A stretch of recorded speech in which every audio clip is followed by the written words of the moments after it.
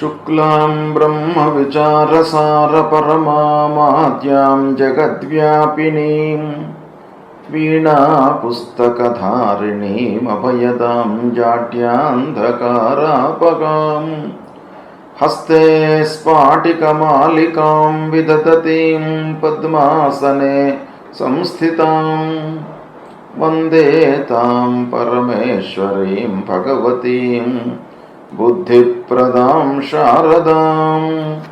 श्री महागणाधिपतये नमः। श्री महासरस्वत्यै नमः। శ్రీ గురుభ్యో నమః. 2024వ సంవత్సరం జూలై మాసంలో కుంభరాశిలో జన్మించినటువంటి వారికి గోచార ఫలితాలు ఎలా ఉంటాయో తెలుసుకుందాం. ముందుగా జూలై మాసంలో కుంభరాశిలో జన్మించినటువంటి వారికి సూర్యుడు 6వ స్థానంలో ఉన్నాడు. ప్రారంభంలో 5వ స్థానంలో ప్రతికూలంగా ఉన్నాడు. 16వ తారీఖు తర్వాత 6వ స్థానంలోకి ప్రవేశిస్తున్నాడు, అనుకూలంగా ఉంటాడు.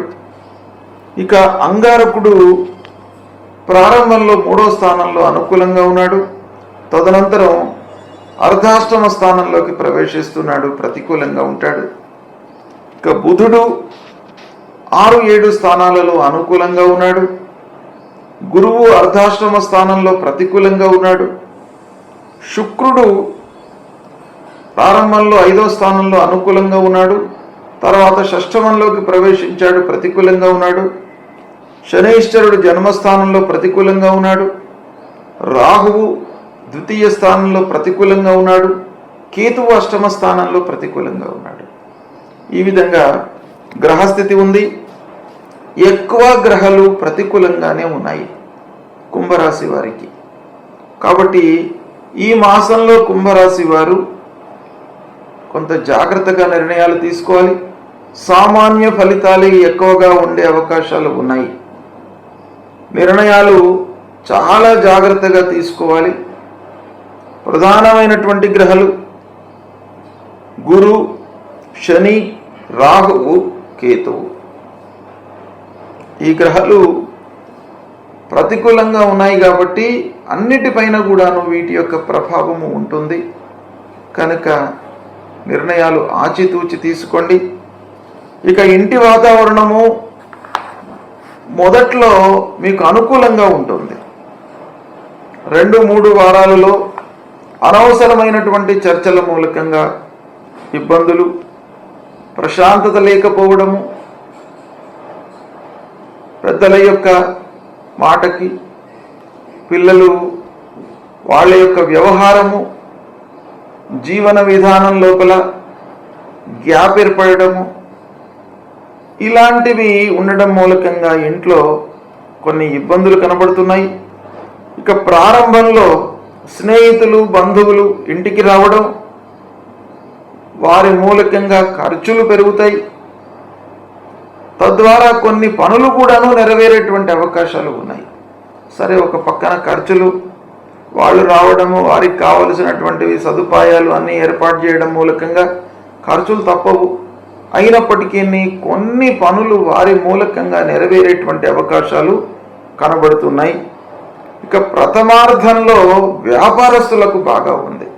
అంటే 1-2 వారాలు బాగా కలిసి వస్తాయి వ్యాపారస్తులకు. కాబట్టి వ్యాపారము ఓవరాల్గా బాగానే ఉంటుంది.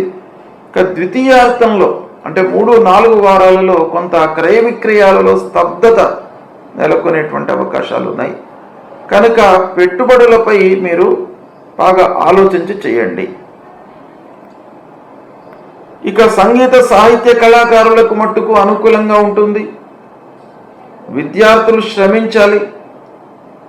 అంత సునాయాసంగా మీరు అడ్మిషన్లు పొందే అవకాశాలు లేవు. కనుక విద్యార్థులు ఈ మాసంలో చాలా శ్రమించాలి. అప్పుడే మీకు అనుకూలమైనటువంటి ఫలితాలు వస్తాయి. కష్టించినట్టయితే మీకు ఫలితం అందుబాటులోకి ఉంటుంది. కాబట్టి విద్యార్థులు ఏకాగ్రతతో కష్టపడండి, తప్పకుండా మీకు మంచి ఫలితాలు వస్తాయి. ఇక మనశ్శాంతి లేకపోవడం అనేటువంటిది ముఖ్యంగా ఈ నెలలో కనబడుతుంది. దాన్ని కొంత జాగ్రత్తగా తీసివేసే ప్రయత్నాలు చేసుకోవాలి. అంటే ఆలోచనలను మీరు డైవర్ట్ చేసుకోవాలి. ఆలోచనలను భగవంతుడిపై నిలపడానికి ప్రయత్నాలు చేసుకోండి. అప్పుడు ఆ మనశ్శాంతి అనేటువంటిది మీకు చేకూరుతుంది, శాంతి అనేటువంటిది చేకూరుతుంది. ఇక ఆర్థిక ఇబ్బందులు తప్పవు. జన్మస్థానంలో ఉన్నాడు శనీశ్వరుడు, ఏలినాడు శని కనుక ఆర్థిక ఇబ్బందులు, అధిక శ్రమ ఉండేటువంటి అవకాశాలు బాగా ఉన్నాయి. కాబట్టి కొంత జాగ్రత్తగా నిర్ణయాలు తీసుకోండి. ఇక రావాల్సినటువంటి డబ్బు చేతికి అందడంలో ఆలస్యము, తద్వారా పనులు కూడాను సకాలంలో పూర్తి కాకపోవడము, కొన్ని పనులు నిలిచిపోవడము, కొన్ని పనులు వాయిదా పడడము, ఇలాంటివి సంభవించేటువంటి అవకాశాలు బాగా కనబడుతున్నాయి. ఇక ఆరోగ్యం పైన కూడాను శ్రద్ధ చూపాలి. ఆరోగ్యపరమైనటువంటి సమస్యలు, పని భారం పెరగడం మూలకంగా మీరు నిర్లక్ష్యం చేసేటువంటి అవకాశాలు ఉన్నాయి. ఇక ఉద్యోగస్తులకు ఆఫీసులో తోటి ఉద్యోగస్తులతో, అధికారులతో సమస్యలు, మనస్పర్ధలు తప్పవు. కాబట్టి దానికి ప్రిపేర్ అయ్యి ఏం చేస్తే మనం వారితోని సఖ్యంగా ఉంటాము అనేటువంటి విషయాన్ని మీరు ఆలోచించి నిర్ణయాలు తీసుకోండి. ఇక ముఖ్యమైనటువంటి విషయం ఖర్చులను నియంత్రించుకోవాలి. అశ్రద్ధ, అలసట, పనులను వాయిదా వేసుకునేటువంటి మనస్తత్వం డెవలప్ కావడం, ఇలాంటివన్నీ కూడాను ఈ మాసంలో గోచరిస్తున్నాయి. కనుక మొట్టమొదలు ఖర్చులను నియంత్రించుకోండి, దానిపై మనస్సు నిలపండి. ఇక ప్రయాణాల మూలకంగా అలసట, అనారోగ్యము, వృధా ఖర్చులు ఉన్నాయి కనుక అనవసరమైనటువంటి ప్రయాణాలను మానుకోండి. ఆటోమేటిక్గా మీకు ఖర్చులు తగ్గుతాయి.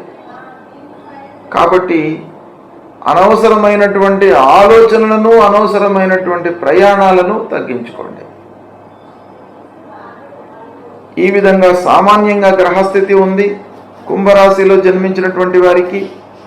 అయితే గ్రహాలు చాలా మట్టుకు ప్రతికూలంగానే ఉన్నాయి. ముఖ్యమైనటువంటి గ్రహ గురువు అర్ధాష్టమ స్థానంలో సంచరిస్తున్నాడు. ఈ అర్ధాష్టమ స్థానంలో సంచరించడం మూలకంగా ప్రశాంతత కోల్పోతారు, సౌఖ్యం ఉండదు. ఏ పని చేసినప్పటికీ అసంతృప్తి అనేటువంటిది బాగా కొట్టొచ్చినట్టుగా మనకు కనబడుతూ ఉంటుంది. కనుక ఆ గురుప్రీత్యర్థమై దక్షిణామూర్తి స్తోత్ర పారాయణాన్ని చేసుకోండి, గురు చరిత్ర పారాయణాన్ని చేయండి, గురువులను సందర్శించుకోండి, సద్గురువుల యొక్క దీవెనలను తీసుకోండి.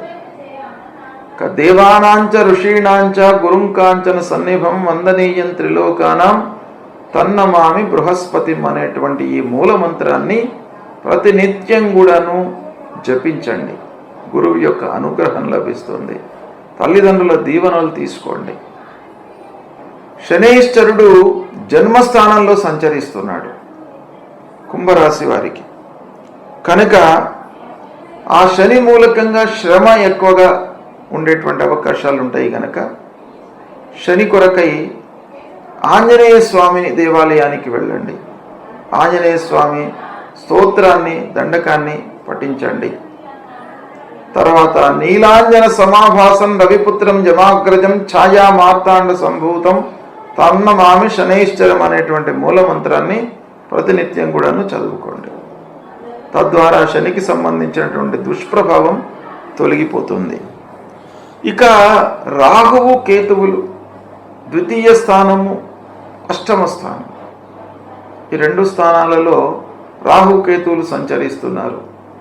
కనుక రాహు ప్రీత్యర్థమై మీరు అర్ధకాయం మహావీర్యం చంద్రాదిత్య విమర్దనం సింహికా గర్భ సంభూతం తం రాహుం ప్రణమామ్యహం అనే మూలమంత్రాన్ని పఠిస్తూ అమ్మవారి దేవాలయానికి వెళ్ళండి. లలిత సహస్రనామాలు పారాయణం చేయండి. లక్ష్మీ అష్టోత్తరాన్ని పఠించండి. గణపతి ద్వాదశ నామాలను పఠించండి. తద్వారా మీకు ఆటంకాలు లేకుండా ఉంటాయి, సత్ఫలితాలు కలుగుతాయి. ఈ పరిహారాలను చేయండి. తప్పకుండా మీకు ఈ గ్రహాల మూలకంగా కలిగేటువంటి దుష్ప్రభావము దూరమవుతుంది. శుభం.